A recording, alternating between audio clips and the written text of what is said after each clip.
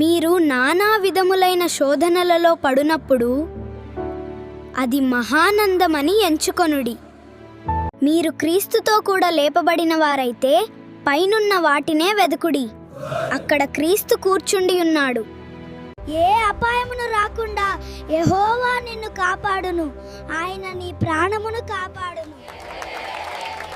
లోకము మిమ్మును ద్వేషించిన ఎడల మీకంటే ముందుగా నన్ను ద్వేషించెనని మీరెరుగుదురు.